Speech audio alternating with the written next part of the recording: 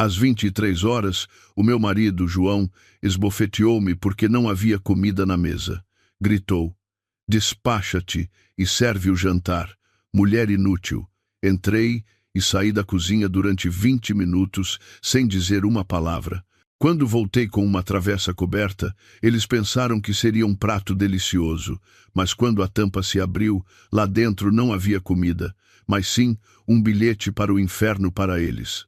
O relógio de parede da sala marcava as 23 horas. Lá fora, reinava um silêncio absoluto. Apenas se ouvia o som dos pneus do meu carro a roçar o asfalto do parque de estacionamento. Sentia que o corpo todo se ia partir.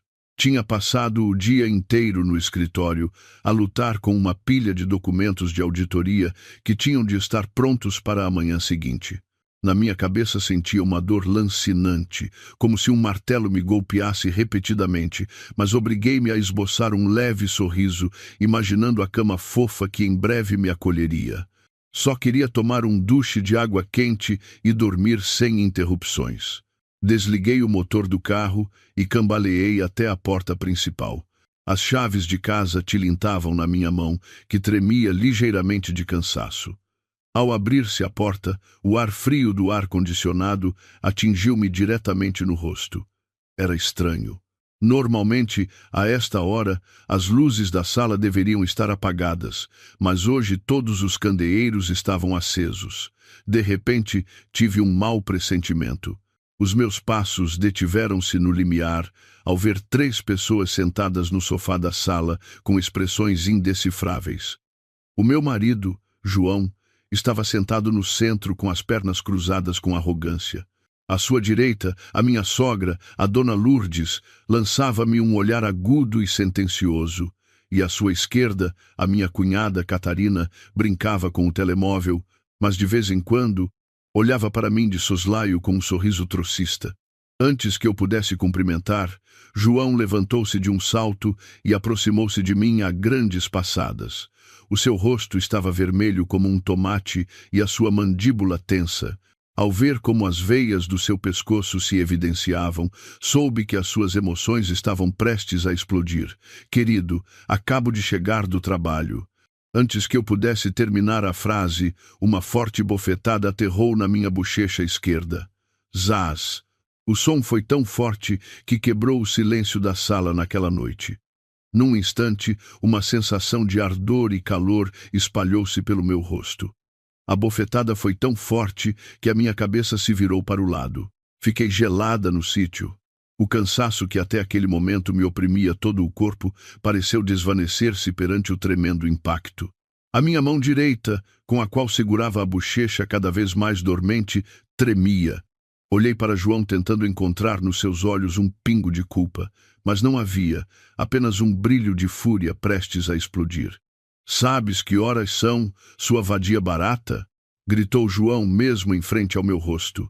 A sua saliva salpicou-me o cabelo. "Quem pensas que és para chegar a estas horas? O que andas a fazer lá fora enquanto o teu marido te espera em casa?"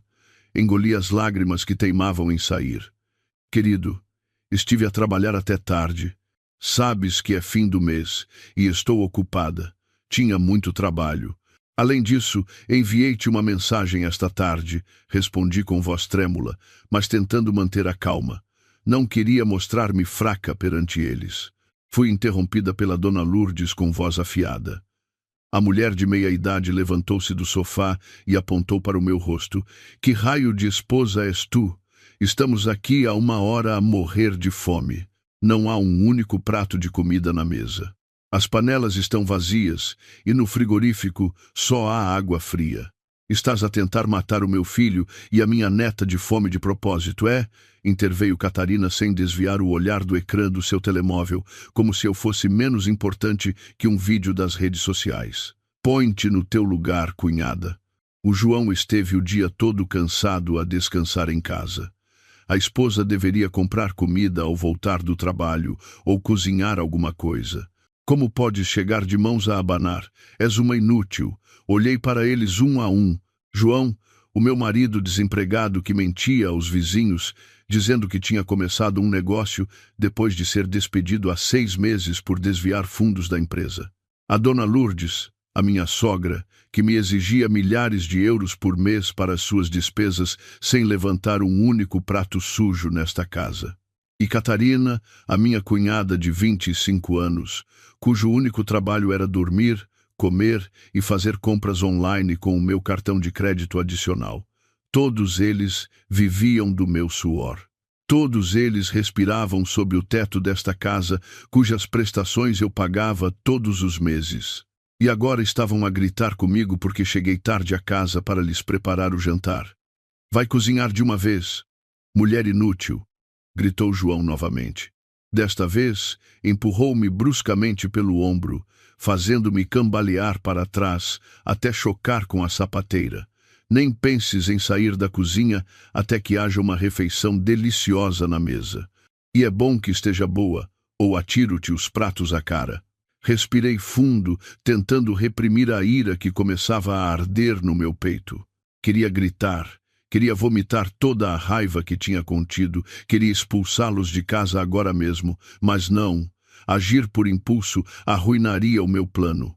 Precisava de manter a calma para me vingar da forma mais dolorosa para eles.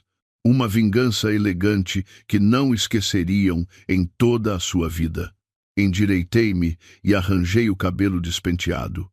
Olhei para João diretamente nos olhos. Em mim já não havia rasto de medo ou tristeza, apenas um olhar frio e vazio. Está bem, disse em voz baixa mas firme. Tem fome? Esperem 20 minutos. Vou preparar-vos um prato especial esta noite, aquele que mais merecem.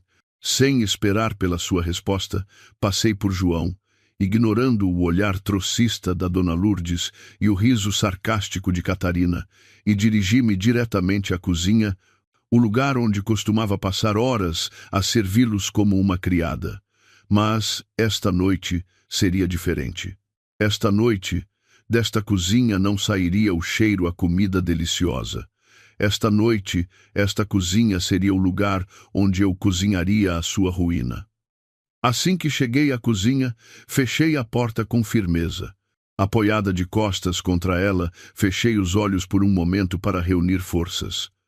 O ardor na bochecha persistia, mas a ferida no meu coração era muito mais dolorosa. Durante estes 5 anos de casamento, sempre tentei ser uma esposa devota. Fechei os olhos à preguiça de João, tentei compreender as queixas da dona Lourdes e cedi ao comportamento imaturo de Catarina. Pensei que se tivesse paciência, eles mudariam. Estava completamente enganada.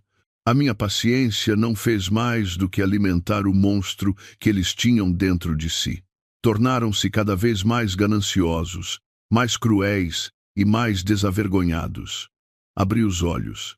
As lágrimas que tinha contido antes tinham secado completamente.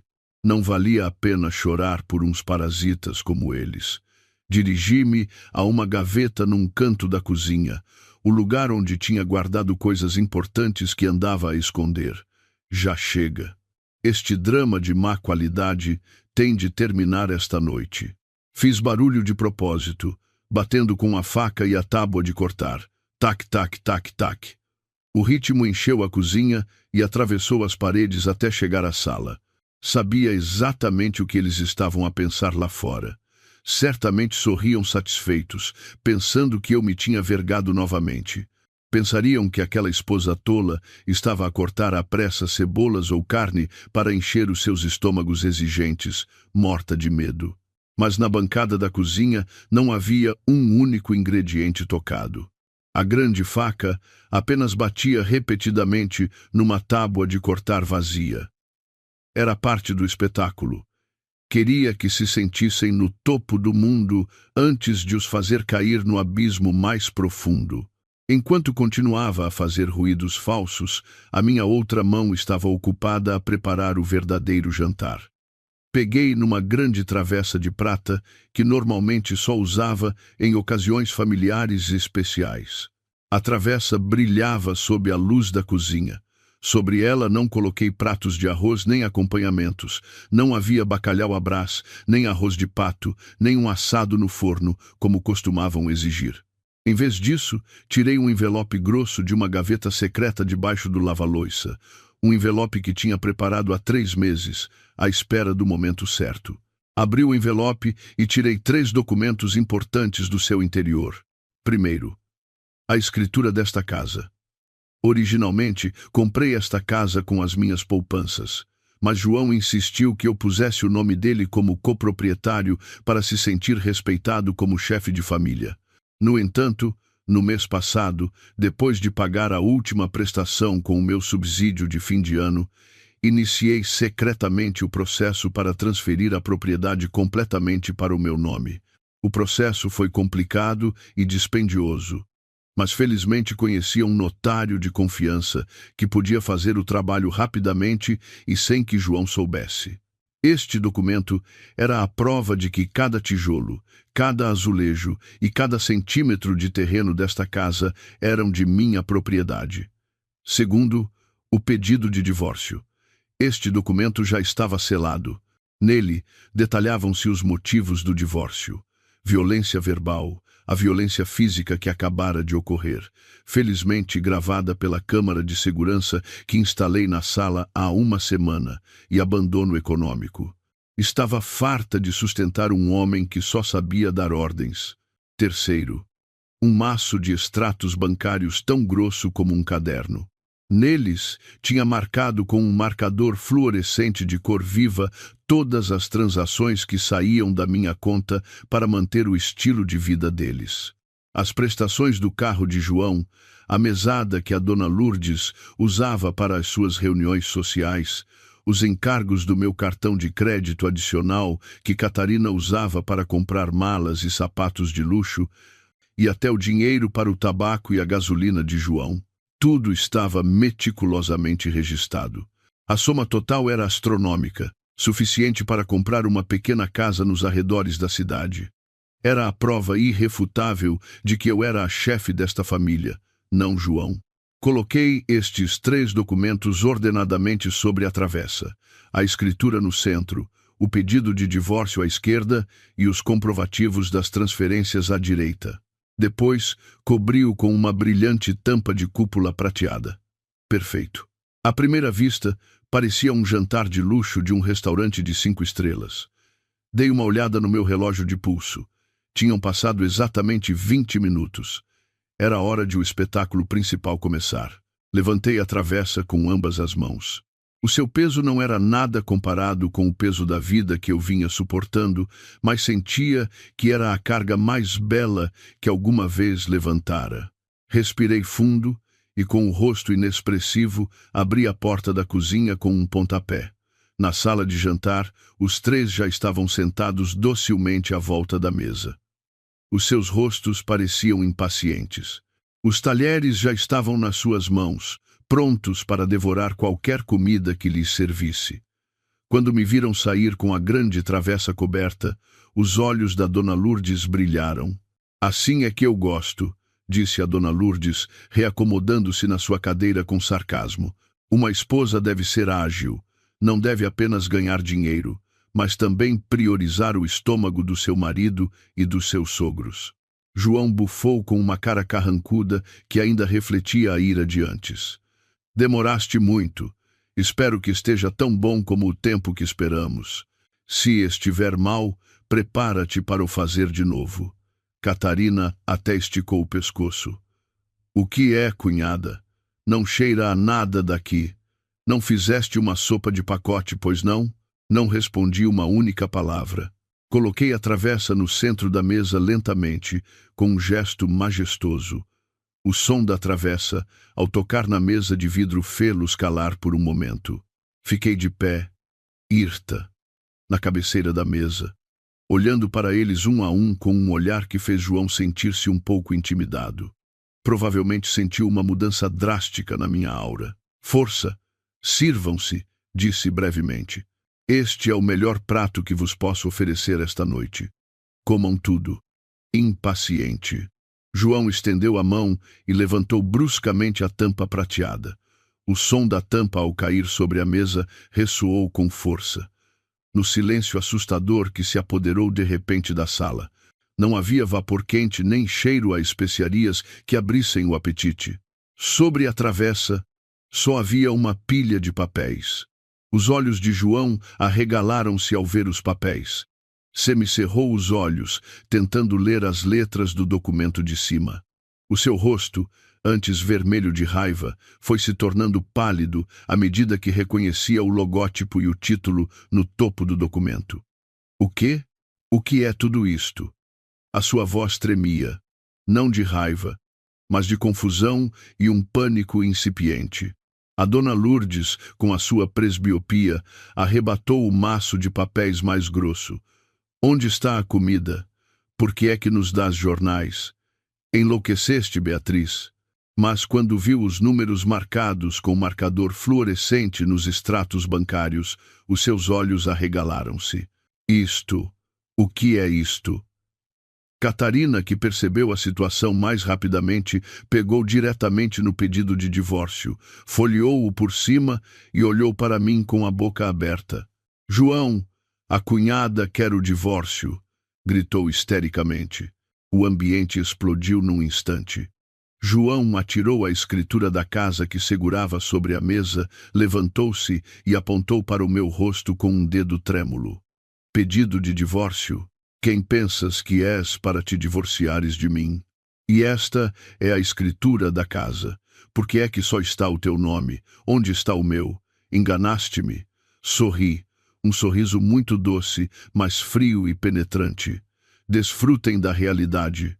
João, Dona Lourdes, Catarina, encham os vossos estômagos a olhar para esses números. Essa é a quantidade do meu dinheiro que vocês andaram a esbanjar, disse, olhando fixamente para os olhos de João. Esta casa é minha, legal e moralmente. Os documentos originais, guardei-os em segurança no cofre do banco esta manhã.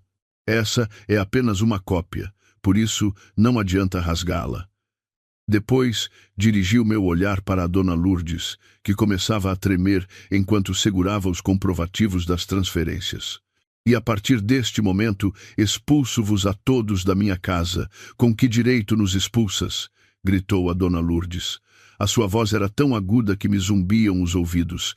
Esta é a casa do meu filho. O João é o chefe de família.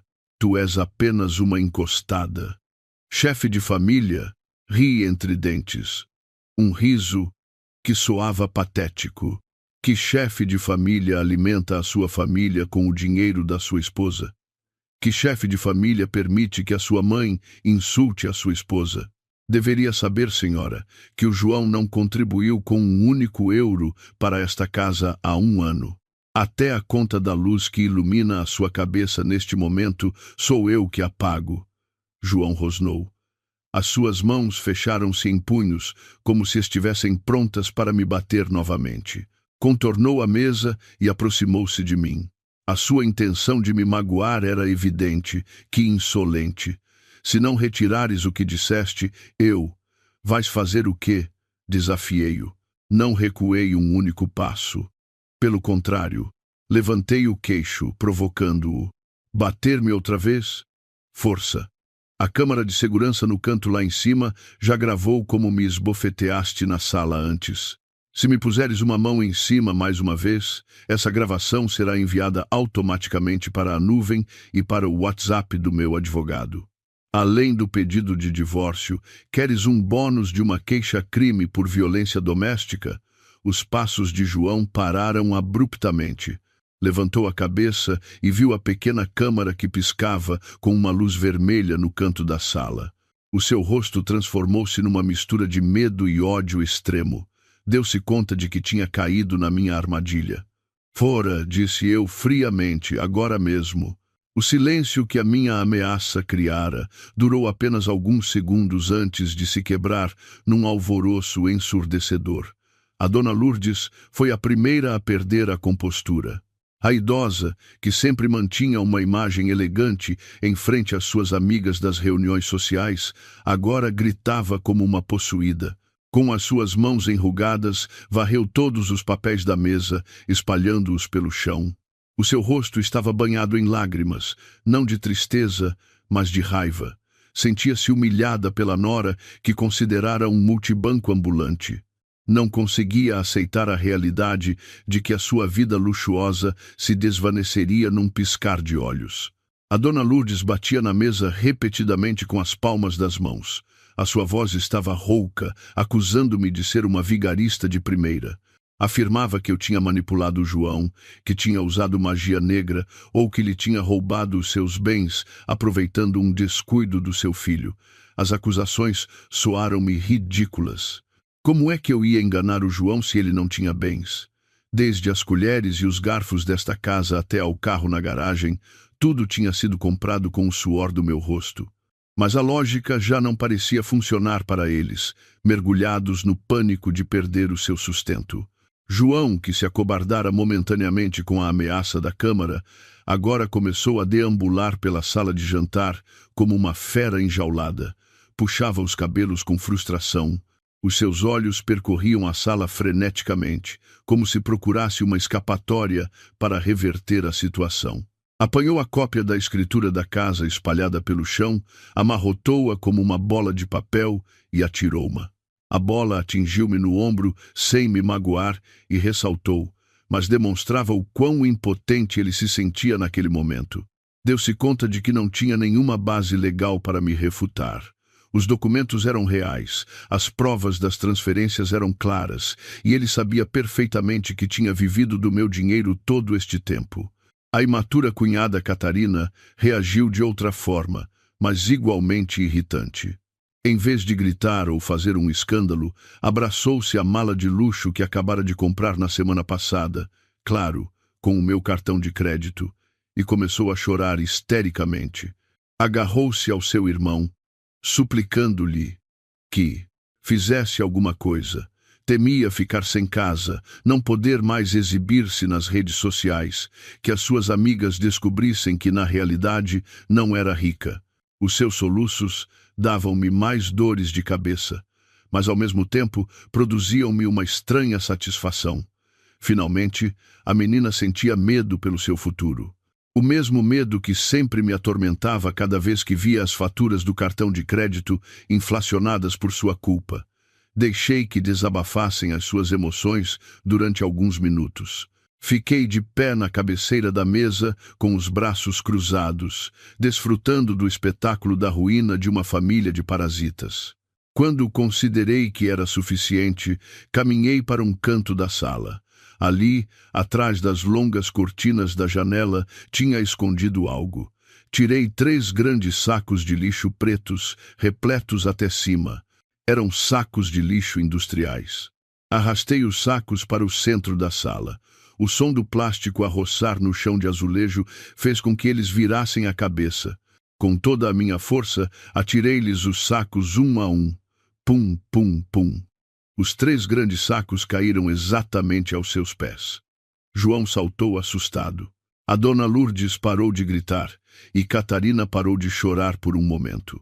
Olharam para os sacos de lixo com expressão confusa. Dos sacos emanava um leve cheiro a naftalina misturado com pó. "São as vossas coisas", disse eu, com uma voz plana e sem emoções. Já arrumei tudo esta tarde, enquanto estavam no centro comercial. Meti aí dentro a roupa, as calças, os sapatos e os objetos pessoais que considero importantes. O resto das coisas que considero lixo ou que comprei com o meu dinheiro, mas que não merecem levar, já as deitei no contentor em frente ou guardei-as para vender em segunda mão. Não precisam de subir aos vossos quartos para fazer as malas. Os vossos quartos já estão fechados à chave, e eu deitei as chaves fora. Já não tem acesso a nenhum espaço desta casa, exceto a esta sala de jantar e a porta principal. Catarina gritou histericamente e rasgou um dos sacos de plástico de imediato. O conteúdo derramou-se. Roupa amarrotada, metida de qualquer maneira, um par de sapatos empilhados sem caixa, cosméticos atirados sem estojo. Chorou ainda mais alto ao ver a sua coleção de roupa cara tratada como lixo de cozinha. Protestou dizendo que se a roupa fosse dobrada assim, estragar-se-ia, mas não me importei. Para mim, eram apenas lixo que tinha de tirar da minha casa o mais rápido possível. A dona Lourdes olhou para mim com incredulidade, como se eu me tivesse acabado de transformar num monstro. Levou a mão ao peito e fingiu ter um ataque cardíaco. Respirava com dificuldade, esperando que eu amolecesse e cancelasse a expulsão. Antes, este método funcionava sempre. Cada vez que me zangava, ela fingia estar doente e eu pedia desculpa imediatamente e cuidava dela. Mas desta vez apenas a olhei com frieza. Conhecia os resultados do seu último check-up médico do mês passado. O seu coração estava muito saudável. A única coisa que estava doente era o seu coração, cheio de inveja e ciúmes. João tentou aproximar-se de mim novamente, desta vez com um tom falso e suplicante.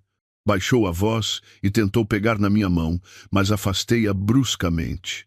Começou a divagar sobre as doces memórias do nosso casamento, os votos sagrados que uma vez fizemos, os rumores que os vizinhos espalhariam se nos divorciássemos.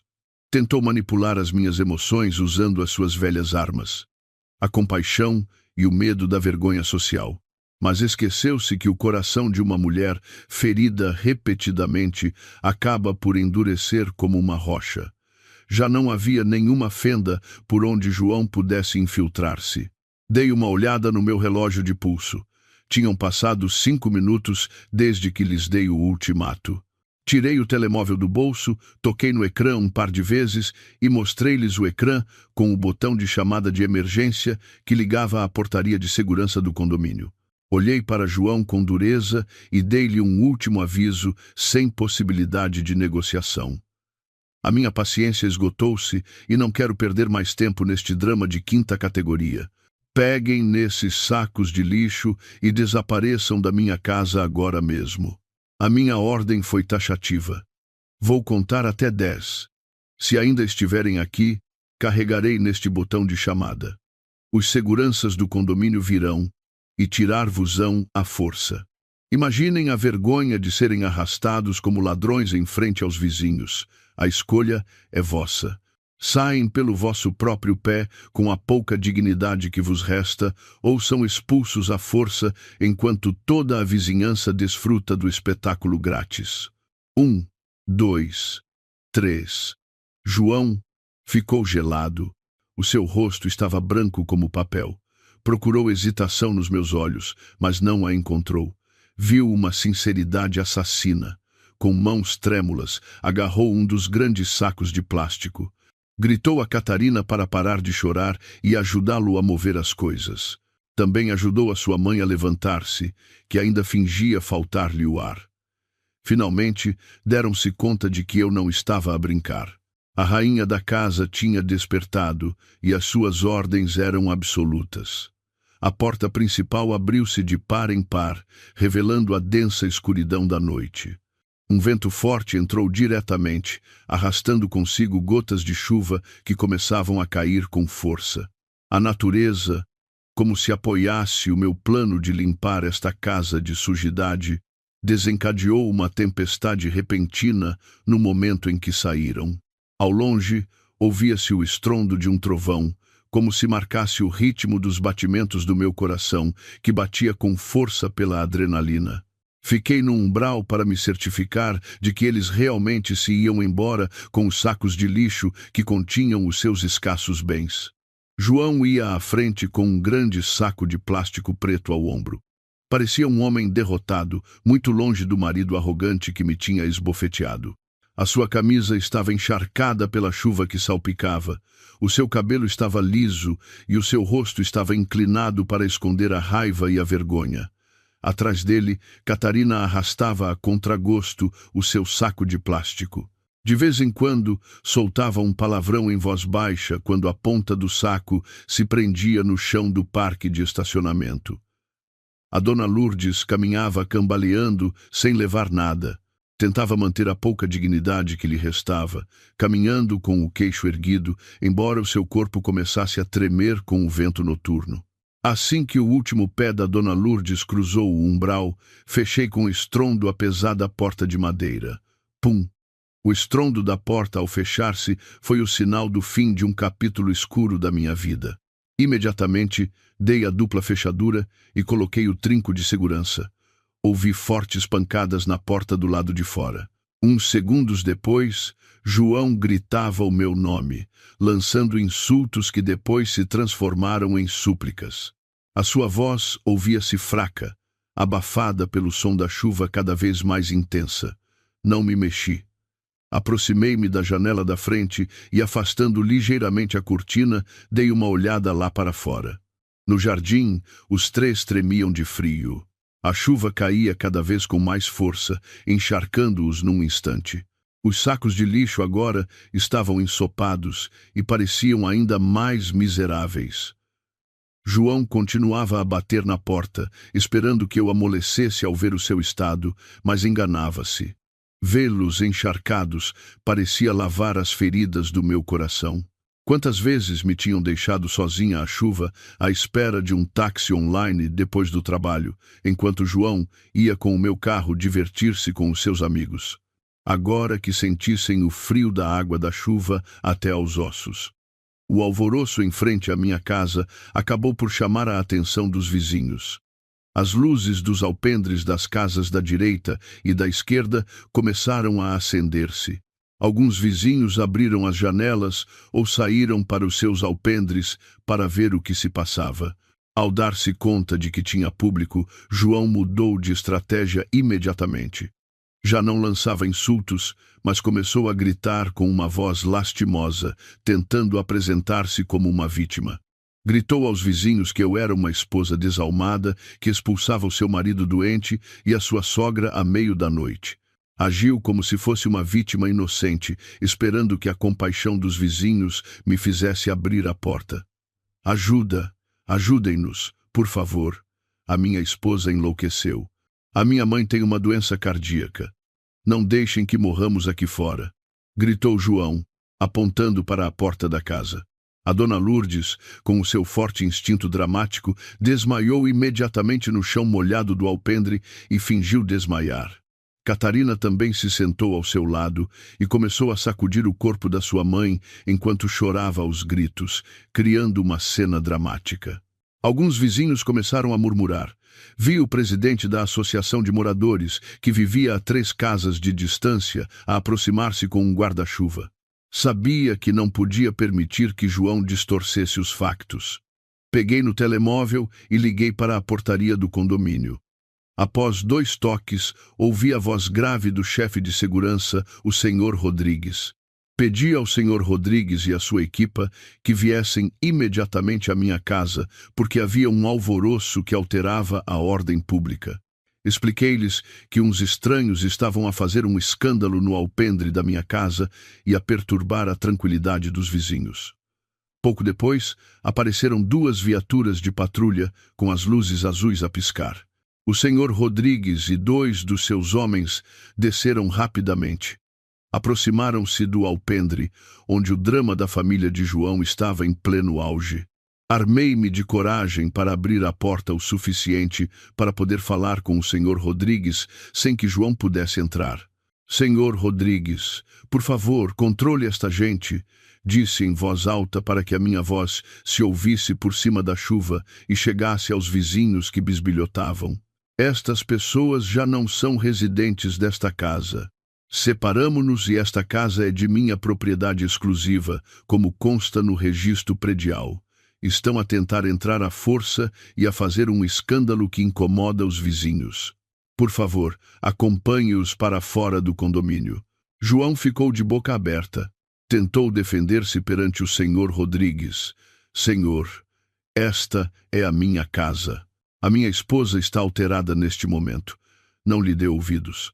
Mas o senhor Rodrigues era um segurança profissional que trabalhava aqui há muito tempo. Sabia perfeitamente quem pagava pontualmente todos os meses as despesas de condomínio e a luz comum. Era eu, não o João. Também tinha visto o João chegar à casa bêbado muitas vezes, ou trazer amigos e fazer festas barulhentas que provocavam as queixas dos vizinhos. A simpatia do senhor Rodrigues claramente não estava com o João. Lamento, senhor João. A senhora Beatriz é a proprietária legal desta casa e solicitou que se retire. Por favor, não incomodem os vizinhos a estas horas de descanso, disse o senhor Rodrigues com firmeza, agarrando João pelo braço. Vamos acompanhá-lo até a entrada principal. João tentou resistir, mas a força dos dois robustos seguranças era muito maior. A dona Lourdes, que antes fingia estar desmaiada, de repente recuperou a consciência e levantou-se, temendo que os seguranças atirassem à força. Foram escoltados para fora do jardim como prisioneiros. O rosto de João agora estava vermelho de vergonha por ser o espetáculo dos vizinhos que o olhavam com desprezo. A sua atuação de marido injustiçado tinha fracassado completamente. Quando chegaram ao portão da rua, João parou de repente como se lembrasse de algo. Virou-se e gritou para mim, que ainda estava no umbral: "As chaves do carro! Onde estão as chaves do carro? A minha carteira e as chaves do carro ainda estão lá dentro. Atira-me as chaves, pelo menos deixa-me levar o carro." Sorri de lado e neguei lentamente com a cabeça. Avancei um pouco para que ele pudesse ver o meu rosto claramente sob a luz do alpendre. "O carro? A que carro te referes, João?" "Ao SUV preto", exclamei, fingindo inocência. "Caso não saibas, esse carro está em meu nome. E a última prestação paguei-a no mês passado com o meu subsídio, por isso é o meu carro. As chaves escondias num lugar onde nunca as encontrarás. Não tens nem 1 milímetro de direito sobre esse carro. Mas eu preciso do carro. Para onde queres que vamos com esta chuva?" gritou João, frustrado. A sua voz quebrou-se entre os trovões.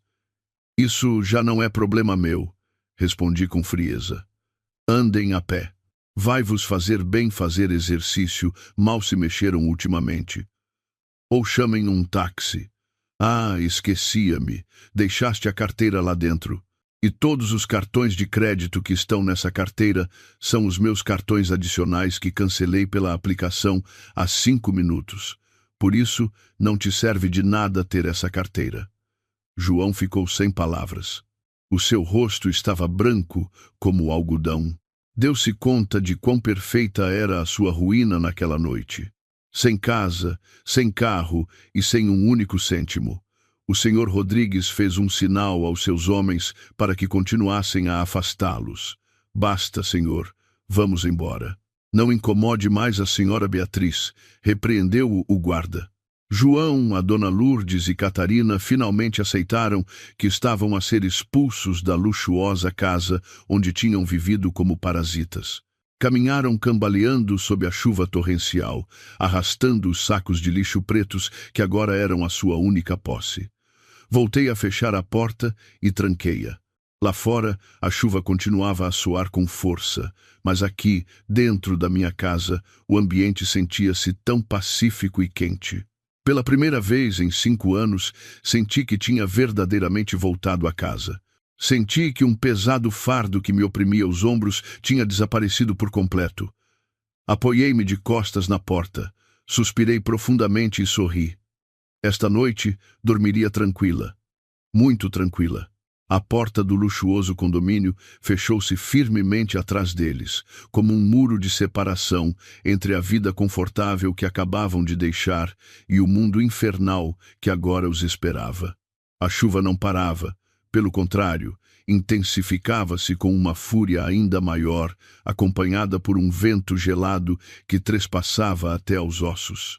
João, a dona Lourdes e Catarina ficaram de pé a tremer no passeio vazio. O único teto que os protegia da chuva eram as árvores frondosas da rua, que deixavam cair ainda mais gotas. Os 3 pareciam ratos de esgoto arrastados pela corrente, molhados, sujos e miseráveis. Os sacos de lixo pretos, que se tinham tornado a sua única posse, sentiam-se cada vez mais pesados à medida que a água da chuva se infiltrava pelas aberturas mal atadas. Caminharam sem rumo pelo passeio encharcado. A tênue luz dos candeeiros de rua iluminava os seus rostos desesperados. João revistou os bolsos das calças uma e outra vez, esperando um milagre na forma de uma nota esquecida ou de um cartão de débito que se tivesse salvo. Mas não houve sorte. Os bolsos estavam vazios. A sua cara carteira de pele, que continha o seu cartão de cidadão, a sua carta de condução, os seus cartões de débito e crédito, tinha ficado na mesinha de cabeceira do quarto. Beatriz tinha calculado tudo meticulosamente. Sem essa carteira, João não era ninguém. Não podia alugar um quarto de hotel, nem comprar comida, nem sequer um chá quente numa banca de rua. A sua identidade e o seu acesso financeiro estavam agora trancados na casa que lhe era proibida. A dona Lourdes começou a delirar de frio. Os dentes batiam-lhe e os seus lábios começaram a ficar azuis. A mulher, que sempre mantinha uma aparência impecável com uma maquilhagem espessa, agora parecia velha e frágil.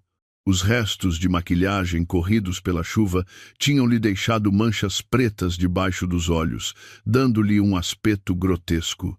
Com uma voz quebrada que mal se ouvia por cima da chuva, culpou João.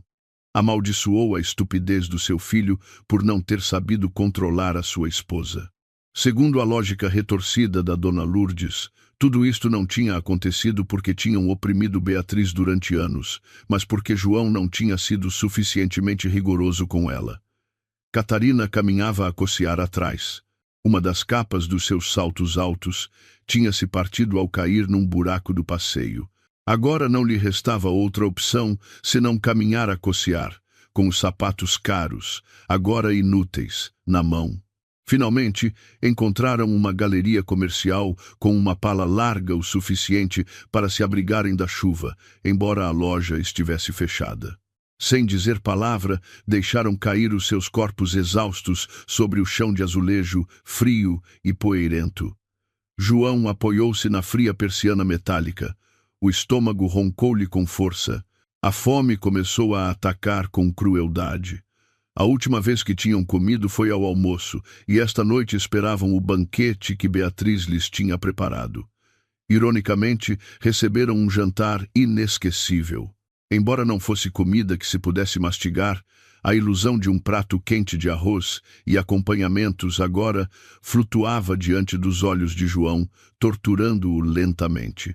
Catarina, que tirou o seu telemóvel com o ecrã ligeiramente partido, tentou chamar um táxi com os 10% de bateria que lhe restavam, mas os seus dedos pararam sobre o ecrã. Deu-se conta de que o método de pagamento da aplicação estava diretamente ligado ao cartão de crédito adicional de Beatriz.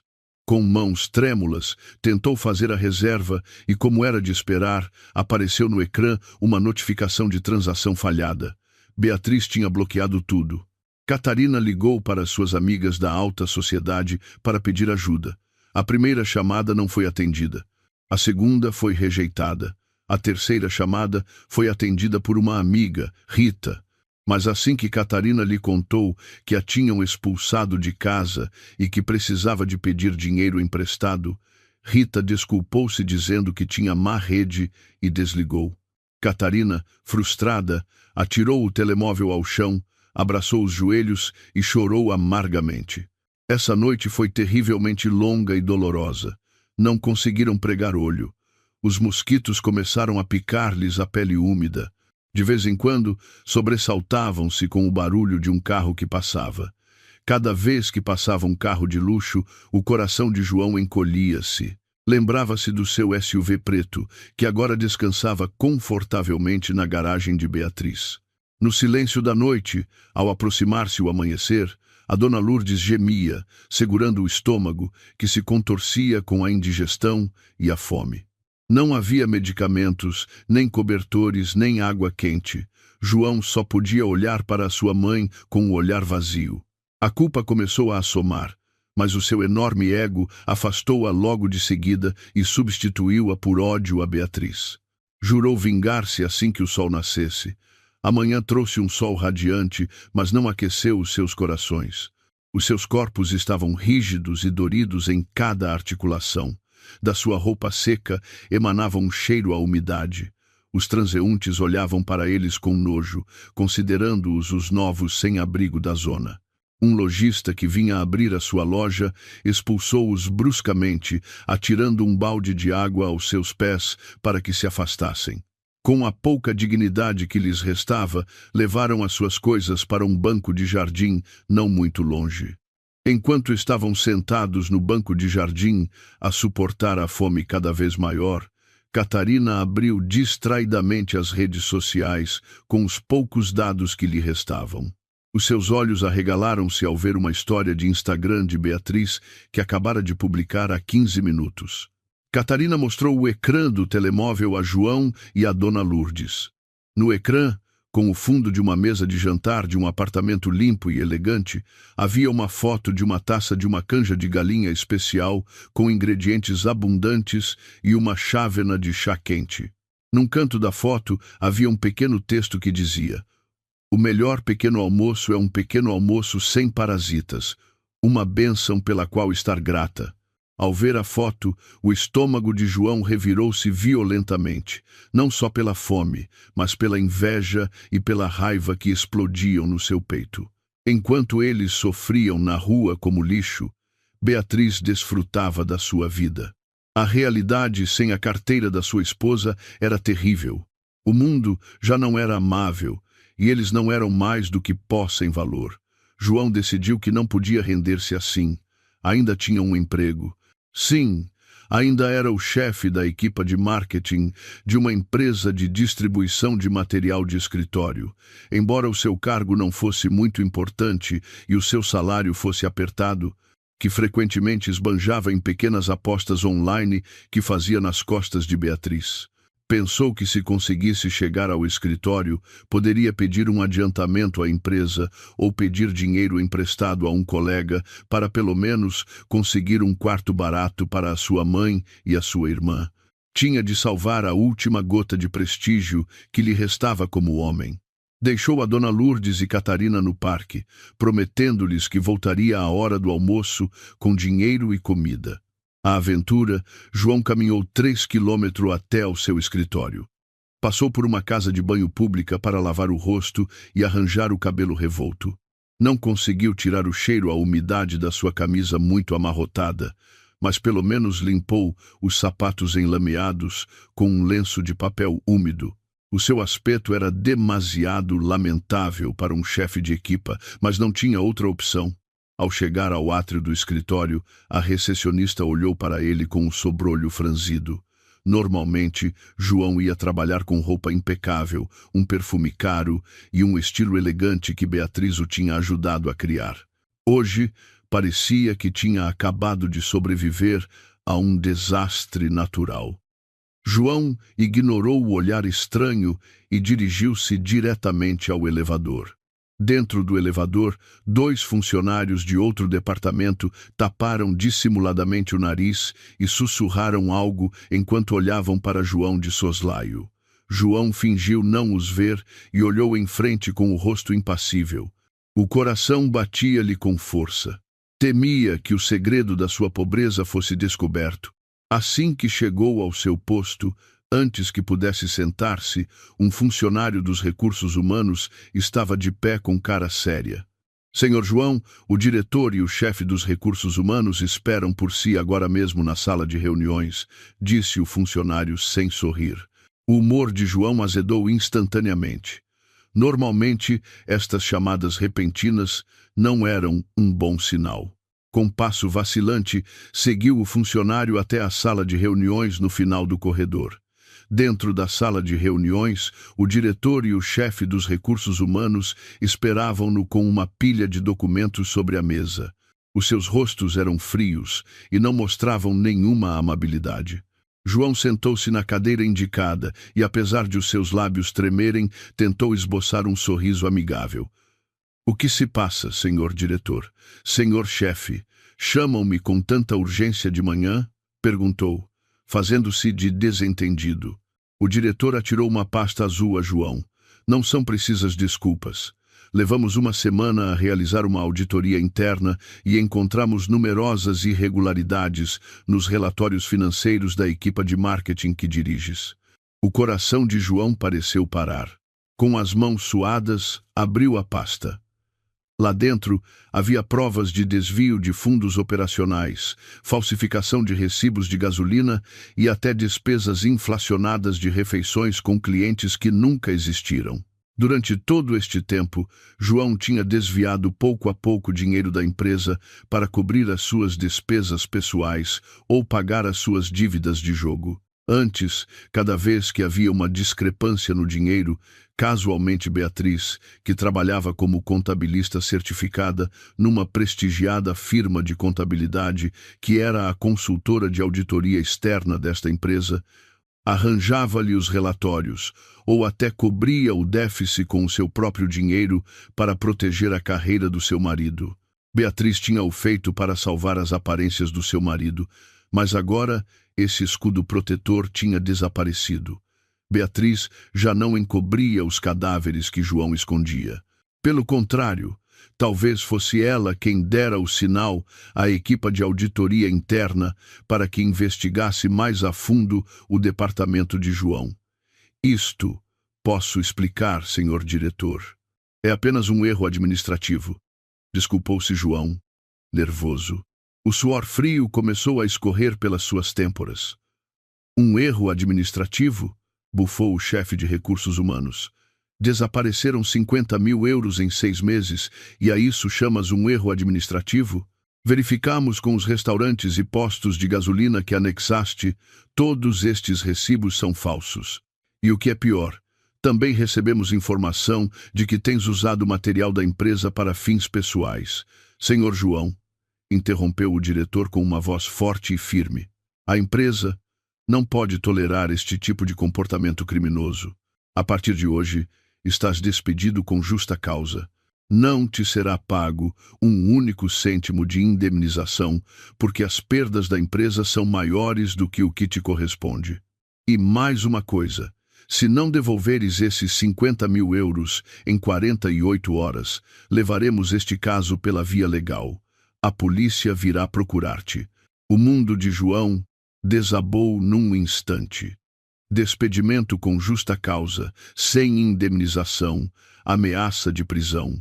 Desmoronou-se na cadeira. Tinha a boca aberta, mas não saía nenhum som. Acabou.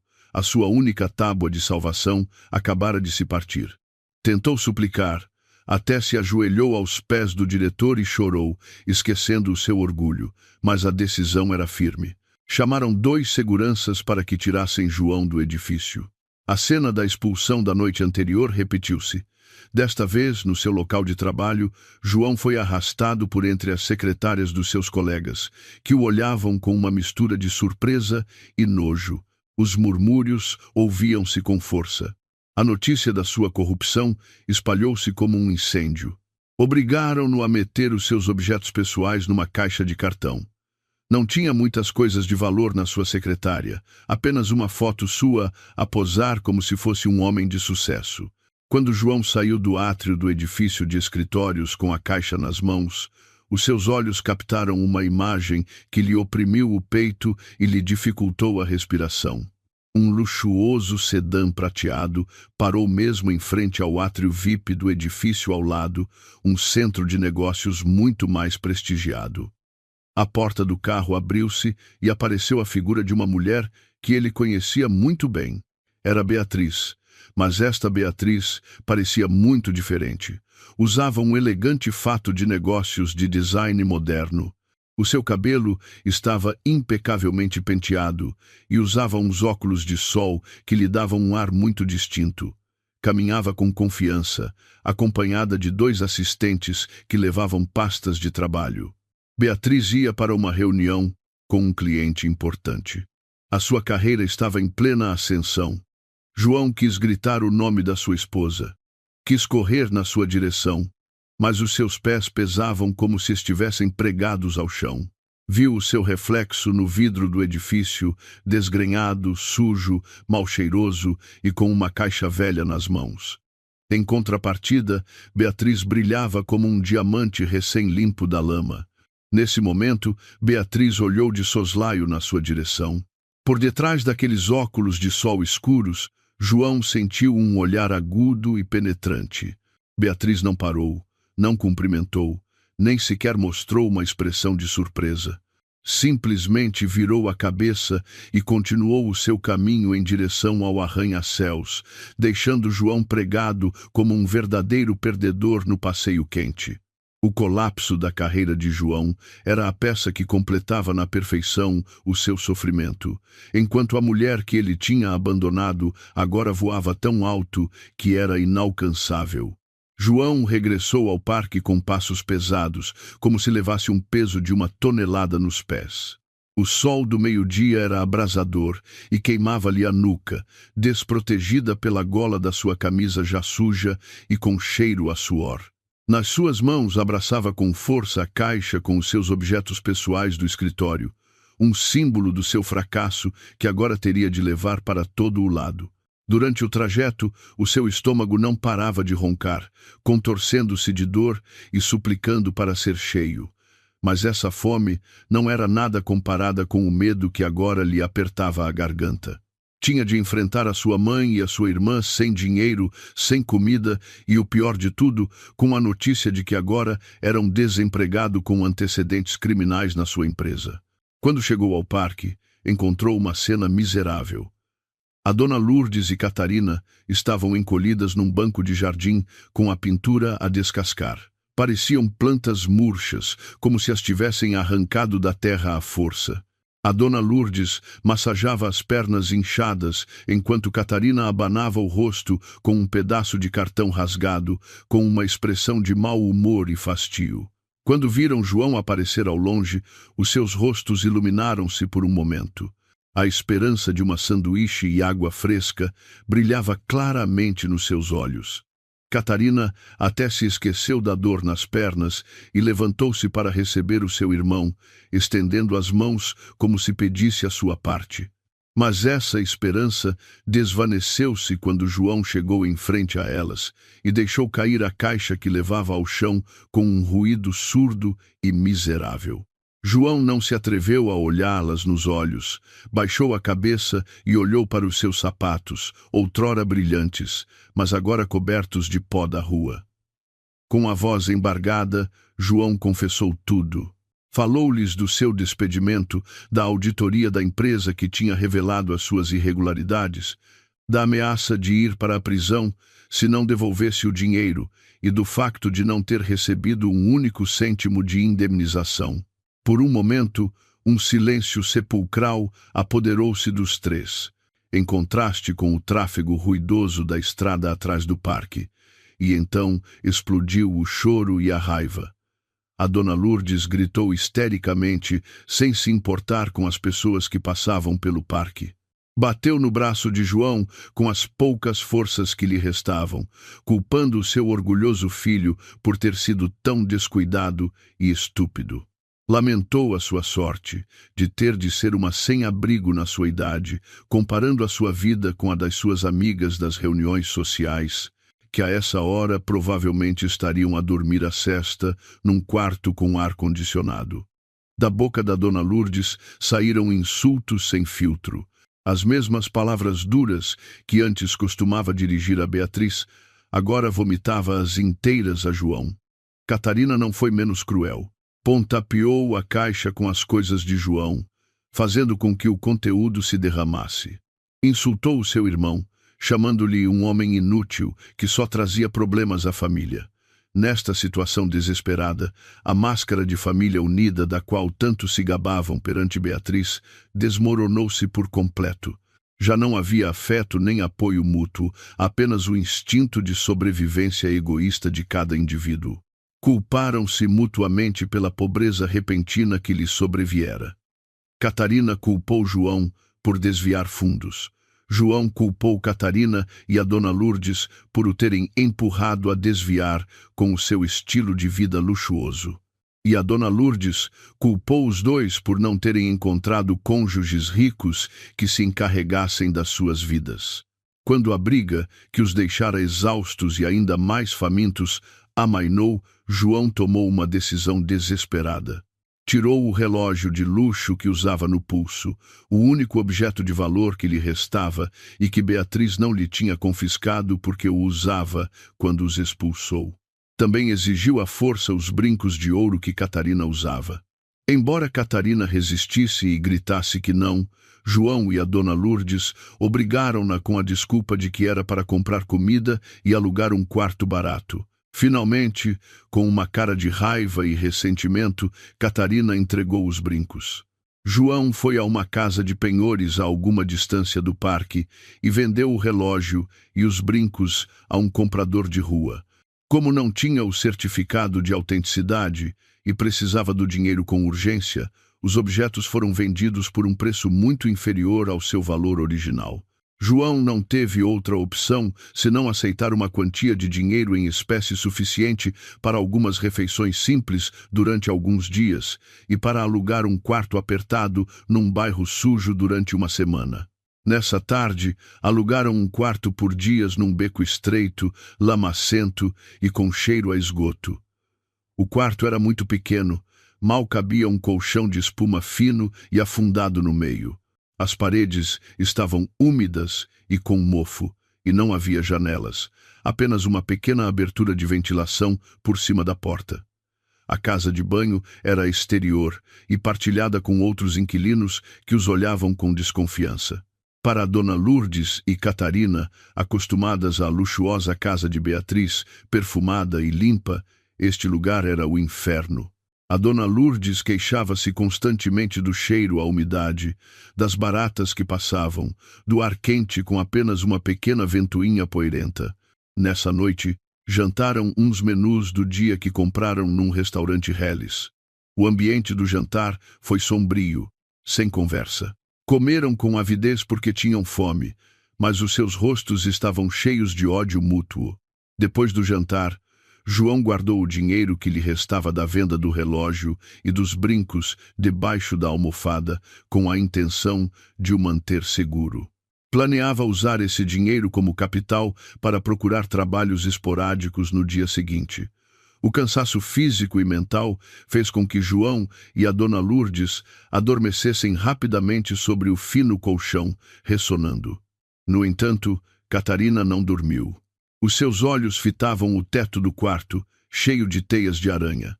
Os seus pensamentos eram um turbilhão. Olhou com nojo para sua mãe e o seu irmão, que dormiam com a boca aberta. Sentia que não merecia estar naquele lugar sujo. Pensava que ainda era jovem, bonita e que merecia viver confortavelmente. Odiava João por não ser um apoio e sentia o peso de ter de cuidar da sua mãe, que começava a adoecer com o estresse. Um sussurro demoníaco começou a infiltrar-se na sua mente. Se ficasse com eles, o dinheiro acabaria numa semana e morreriam de fome juntos. Mas se ficasse com o dinheiro só para ela, talvez pudesse fugir para outra cidade, encontrar um velho amigo ou outro homem de quem se aproveitar. Lentamente, com movimentos muito cuidadosos para não fazer ranger o colchão, Catarina deslizou a mão por baixo da almofada de João. O coração batia-lhe com força. Sentiu o envelope com o dinheiro, tirou-o lentamente.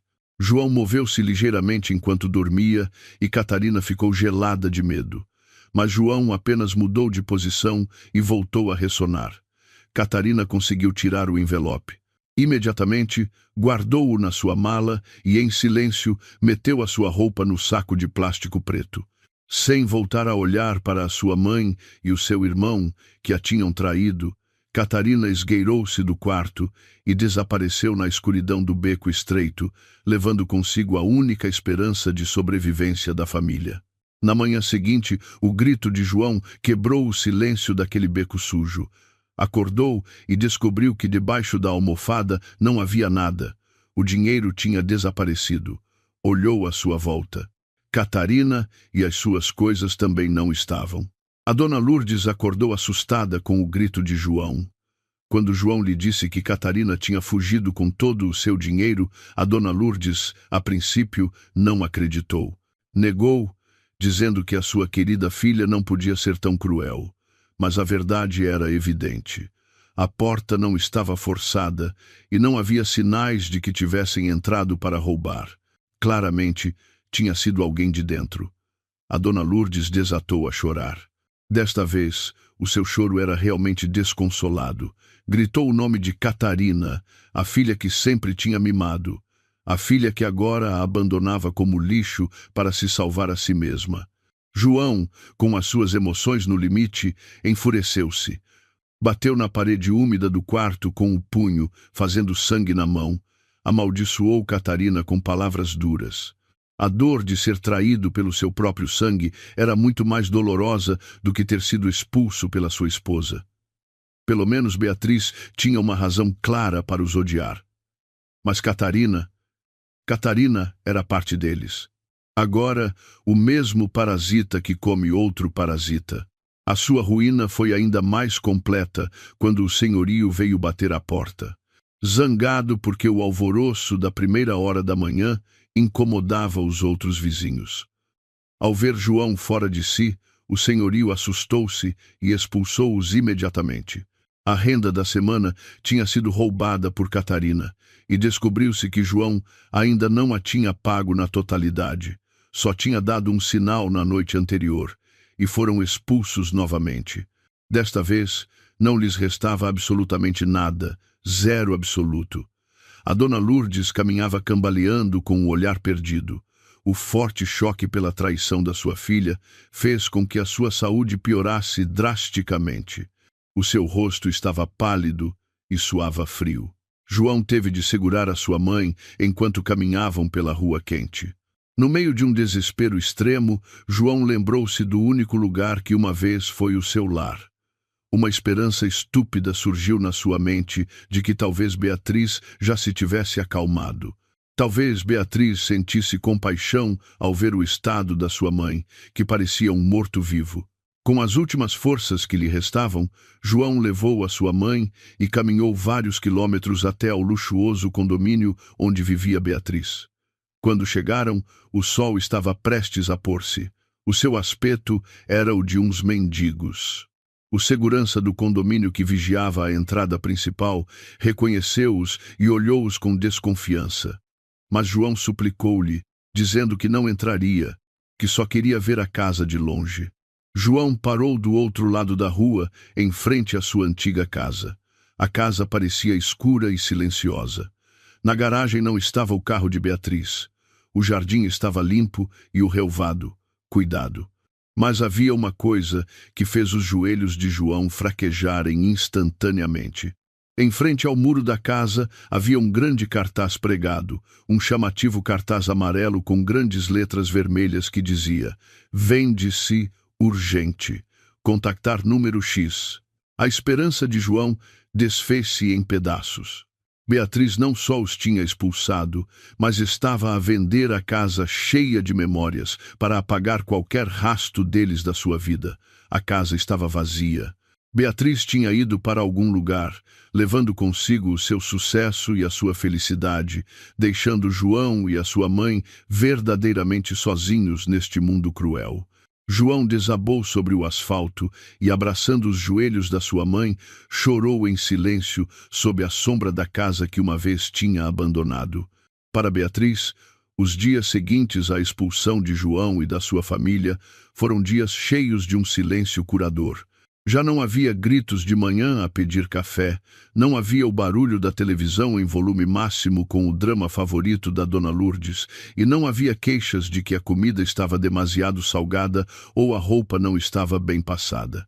A casa tornou-se tão silenciosa, que Beatriz podia ouvir o tic-tac do relógio da parede e o som do vento a soprar nas árvores do quintal.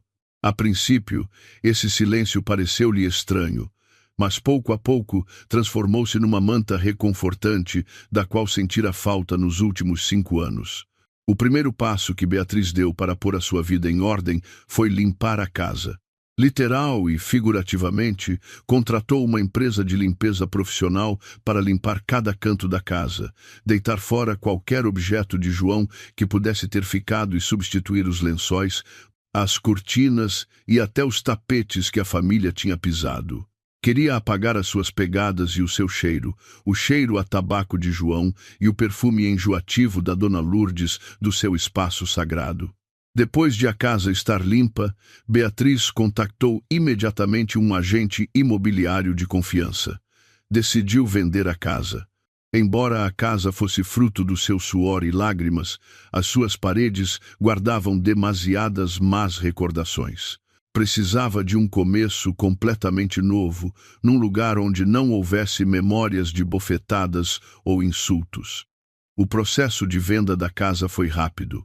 A sua boa localização e o seu bom estado de conservação fizeram com que muitos compradores potenciais se interessassem.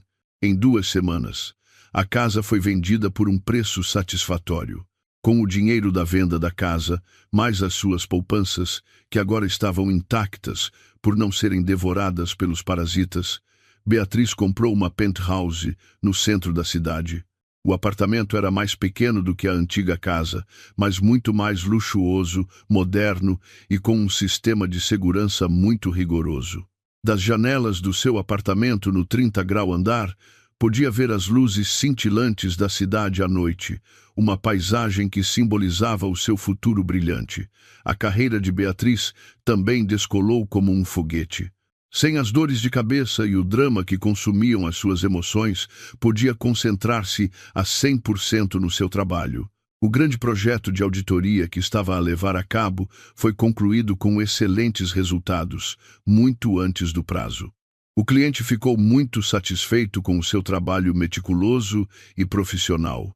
O chefe da firma de contabilidade não hesitou em promover Beatriz a sócia principal. Esta promoção trouxe consigo novos benefícios.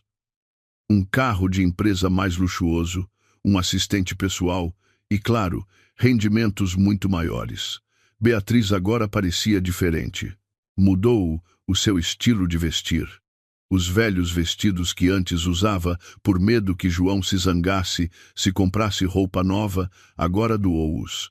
Encheu o seu novo guarda-roupa com elegantes fatos de negócios, obras de um famoso designer nacional. O seu rosto, antes cansado e apagado, agora brilhava graças aos cuidados regulares e, o mais importante, a um coração feliz. Os seus colegas de escritório diziam-lhe muitas vezes que, depois de se divorciar, Beatriz parecia 10 anos mais jovem.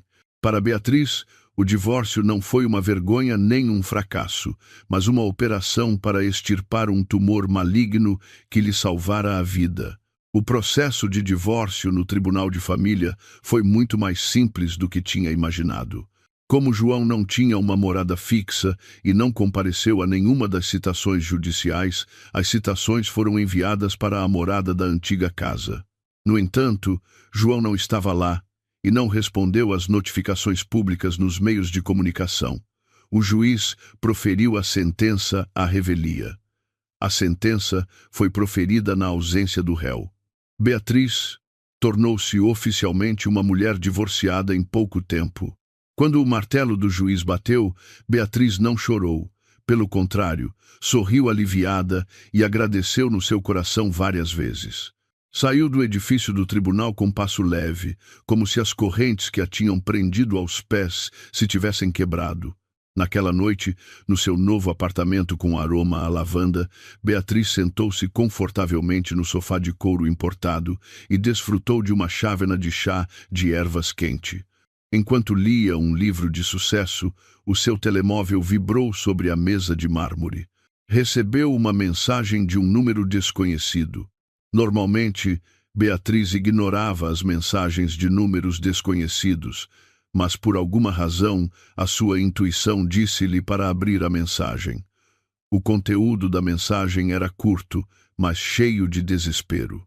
Beatriz, sou o João. Pedi emprestado o telemóvel de outra pessoa numa loja.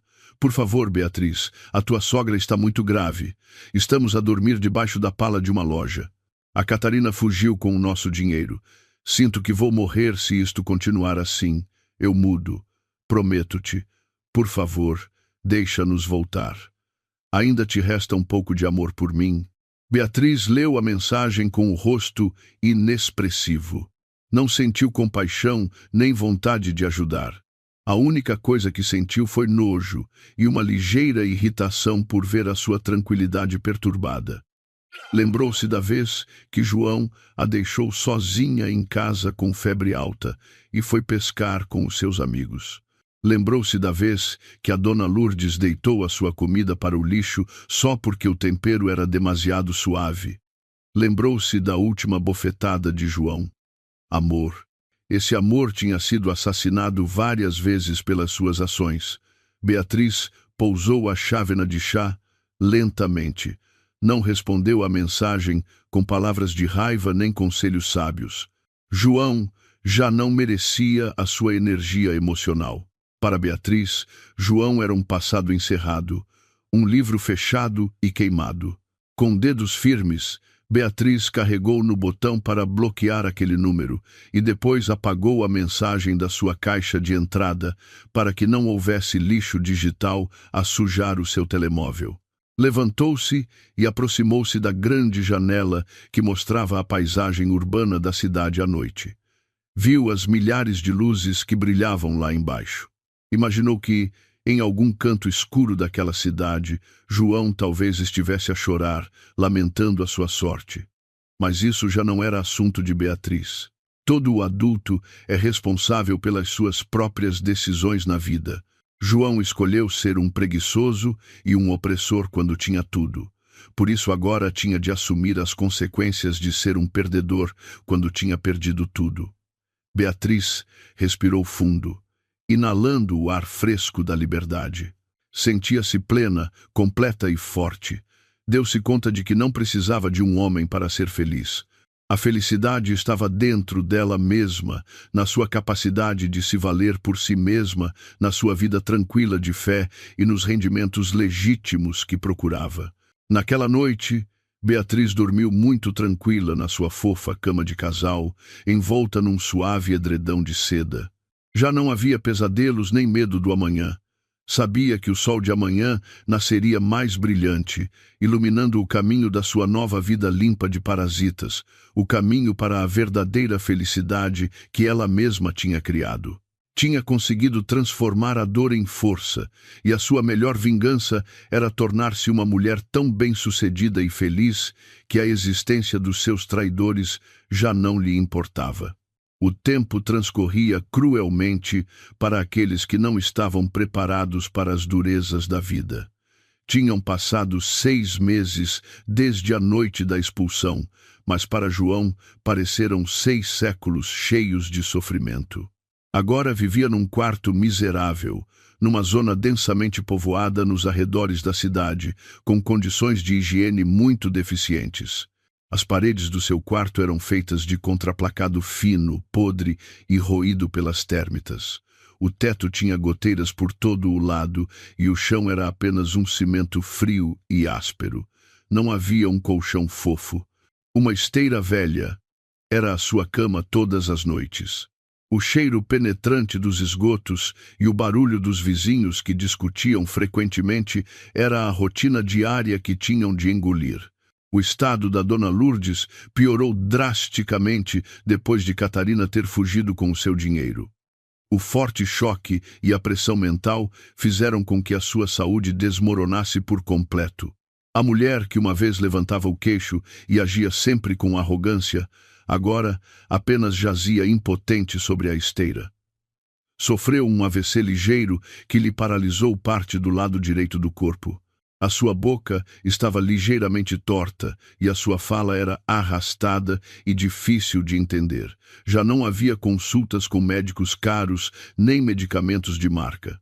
João só podia comprar-lhe medicamentos genéricos da farmácia ou ervas medicinais baratas que ele mesmo preparava. Todas as noites, a dona Lourdes apenas gemia e olhava para o teto do quarto cheio de teias de aranha com um olhar vazio, talvez lamentando a sua arrogância passada ou talvez ainda culpando o seu destino adverso. Para ganhar a vida, João teve de deixar de lado o seu orgulho de ex-chefe de equipa. Trabalhava como carregador num mercado tradicional a 2 quilômetros do seu quarto. Todas as manhãs, às 3, quando Beatriz provavelmente estaria a rezar tranquilamente no seu luxuoso apartamento, João já tinha de se levantar e caminhar até ao mercado, lutando contra o sono. Ali, transportava sacos de arroz de dezenas de quilos, cestos de legumes e caixas de fruta. As suas costas, que antes só se apoiavam numa cadeira ergonômica fofa, agora estavam cheias de feridas e curvadas pelo peso da carga. A sua pele, antes bem cuidada, agora estava queimada pelo sol, áspera e cheia de sujidade. As suas mãos, antes suaves, agora estavam cheias de calos e frequentemente feriam-se com arames ou caixas de madeira. Numa tarde quente, o mercado tradicional viu-se subitamente mergulhado no caos. Quando João acabara de descarregar um saco de cebolas de 50 kg de um caminhão, ouviu gritos fortes vindos da zona das ourivezarias e das lojas de roupa. O apito de um guarda do mercado misturava-se com os gritos das pessoas que gritavam "Ladrão!". A princípio, João não se importou. O crime era algo comum neste mercado. Só queria terminar o seu trabalho, receber o seu mísero salário e comprar comida para a sua mãe faminta em casa. Secou o suor da testa com a manga da sua camisa suja e tentou afastar-se da multidão para não se meter em problemas. No entanto, os seus passos detiveram-se ao ouvir o grito de uma mulher que lhe era familiar. O som era agudo e estridente, cheio de medo e desespero. Curioso, João armou-se de coragem para subir a um contentor de lixo e ver o centro da multidão que estava a fazer justiça pelas próprias mãos. O coração parou-lhe ao ver a pessoa que a multidão arrastava pelos cabelos. Era Catarina, a sua irmã. A rapariga que uma vez se vestia com roupa de marca, agora parecia tão miserável. O seu cabelo, antes longo e bem cuidado, agora estava revolto e cortado de qualquer maneira. O seu rosto estava emaciado, as maçãs do rosto afiadas e tinha um hematoma azul na têmpora. A sua roupa estava gasta e suja. Catarina foi apanhada em flagrante a tentar roubar a mala de uma senhora que estava a comprar joias. A multidão enfurecida quase a linchava se não fosse a polícia do mercado que veio para os deter.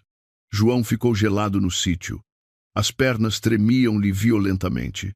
Queria correr e ajudar a sua irmã. Queria gritar que era a sua família, mas a vergonha e o medo impediram-no. O que podia fazer não era mais do que um pobre carregador sem poder. Se interviesse, talvez a multidão enfurecida o batesse também a ele.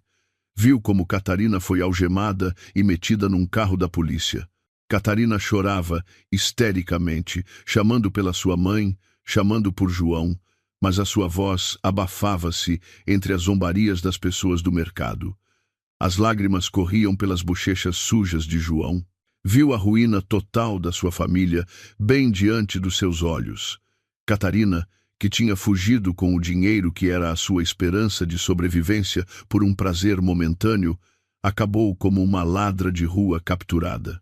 O dinheiro ilícito que Catarina tinha roubado provavelmente tinha se desvanecido sem deixar rasto, enganada ou esbanjado num estilo de vida que não podia manter. João cobriu o rosto com as mãos, sentindo-se um completo fracassado como irmão e como filho.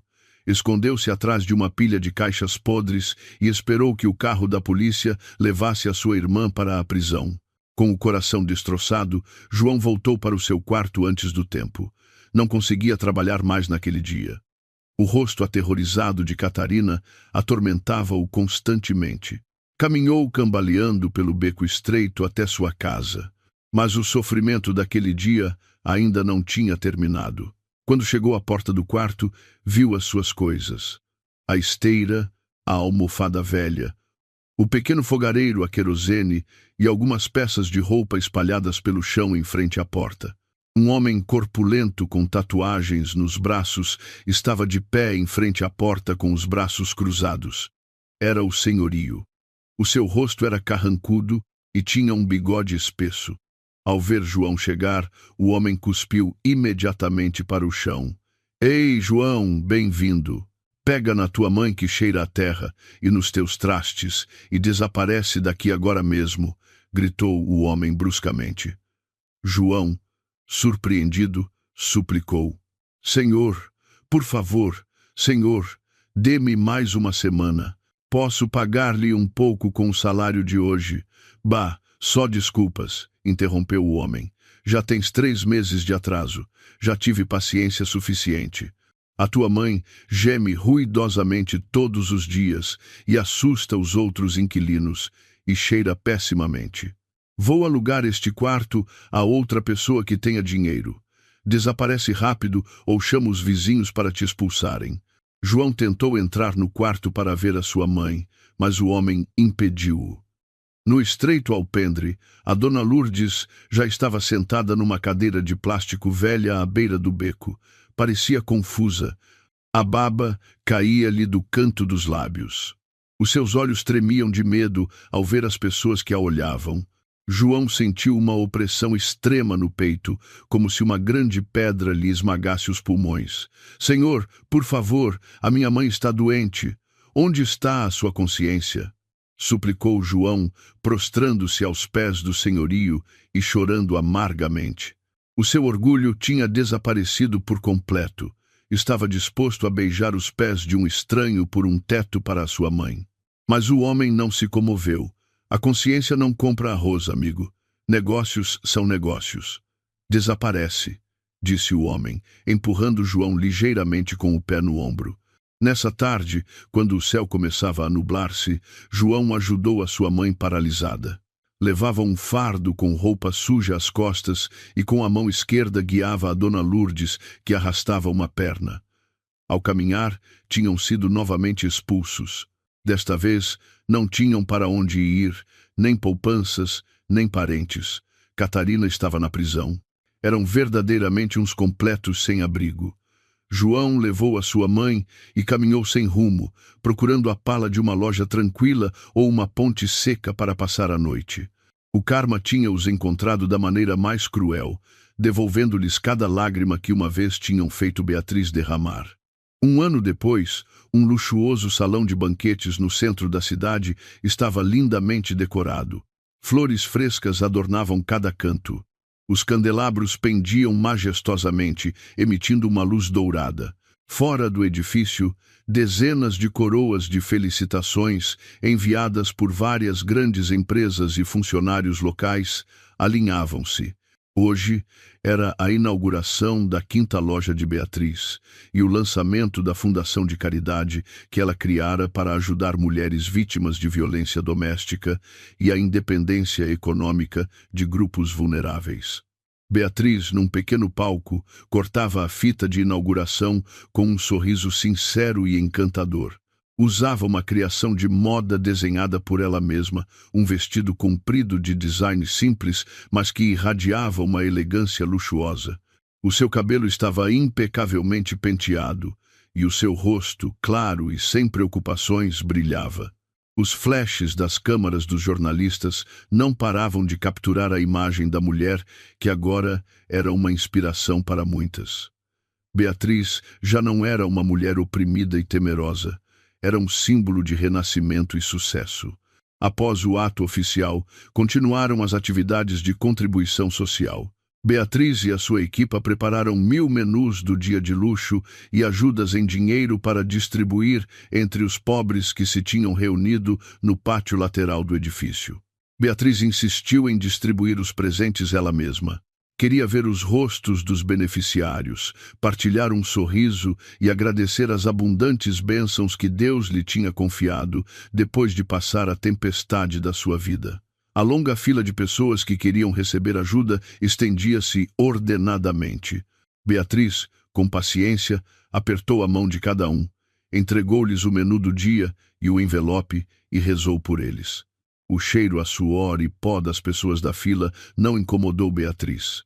Continuou a sorrir amavelmente e os seus olhos irradiavam afeto. Finalmente, chegou a vez de um homem emaciado que empurrava uma cadeira de rodas velha. O homem usava uma t-shirt com buracos nos ombros e umas calças sujas de terra. O seu corpo era só pele e osso.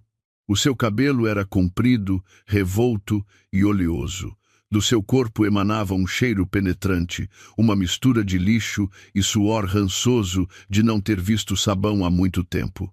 Na cadeira de rodas esfarrapada que ele empurrava, estava sentada uma idosa num estado muito pior. A mulher estava consumida. O seu cabelo era branco e revolto, o seu olhar estava vazio e a sua boca murmurava constantemente sem som. Beatriz pegou num menu do dia e num envelope e, com um sorriso amável, ofereceu-os ao homem. Aqui tem, senhor. Espero que seja uma bênção para si e para a sua mãe. Não se esqueça de rezar, disse Beatriz, com a sua característica voz suave. O homem não pegou no menu do dia imediatamente. As suas mãos sujas e trêmulas detiveram-se no ar. Baixou a cabeça. Os seus olhos fixaram-se nos sapatos de salto alto que Beatriz usava. Aqueles sapatos.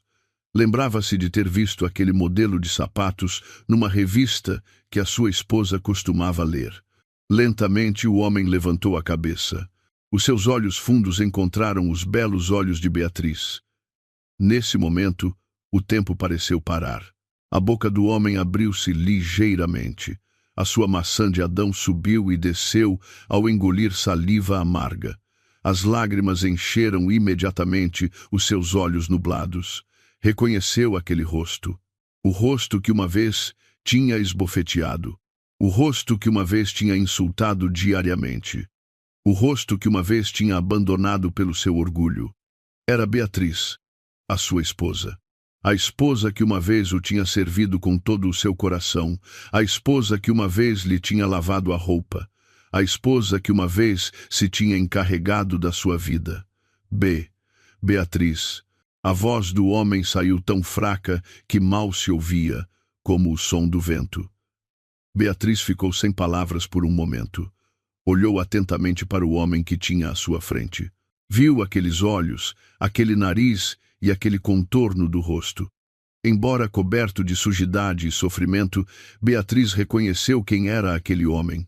Era João, e a idosa na cadeira de rodas era a dona Lourdes. O seu ex-marido e a sua ex-sogra estavam agora diante dela como mendigos, à espera da sua caridade. O coração de Beatriz bateu com calma. Não houve um acesso de raiva, nem um desejo de vingança ardente, nem uma compaixão que a fizesse chorar. Apenas um sentimento plano, vazio e estranho, como se estivesse a ver um estranho sem qualquer história na sua vida. O ódio exigia energia, e Beatriz já não queria desperdiçar a sua energia com eles. Eles já se tinham tornado um passado irrelevante. João esperou pela reação de Beatriz. Esperava que ela se zangasse, que o insultasse ou que chorasse de compaixão e o abraçasse. Esperava que restasse, ainda que fosse um pouco, de sentimento.